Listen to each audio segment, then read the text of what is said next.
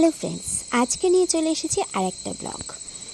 রাত্রেবেলার dinner preparation. কি খাবে? কি খাবে? তুমি বলো কি খাবে, একটা জিনিস বলবো। বলো। পাস্তা। চলো তাহলে আজকে পাস্তাই হবে। তো রীতিমতো আমার পাস্তা বানানোর প্রিপারেশন শুরু। দেখতেই পাচ্ছ আমি কী কী সবজি নিয়ে নিয়েছি। সবজিগুলোকে কুচি কুচি করে কেটে নিয়েছি। স্ট্যাম্প মারা দিয়ে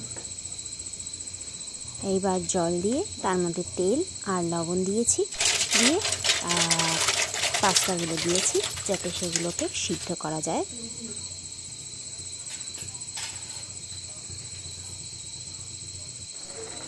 কিছুক্ষণ পর দেখে নিলাম যে পাস্তাটা ঠিক মতন সিদ্ধ হয়েছে কিনা।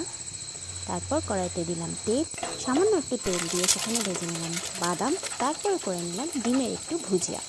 তারপর আস্তে আস্তে সবজি ভাজলাম। আগে এই গ্রিন ভেজিটেবলগুলো ভাজলাম, কারণ এগুলো ভাজতে একটু বেশি সময় লাগে। তারপর আমি দিলাম গাজর। এগুলো অল্প ভাজবো, আমি খুব বেশি কড়া ভাজা করব না, কারণ হেলথের দিকে হেলদি একটা ব্যাপার থেকে যায়, তাহলে ওভারকুক আমি চাইছিলাম না।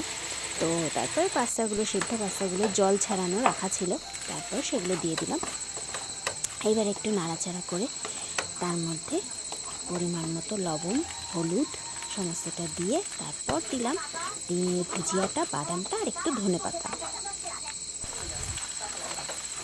দিলাম একটু সস দিয়ে নাড়াচাড়া করে রেডি আমার পাস্তা। তারপর এনজয়।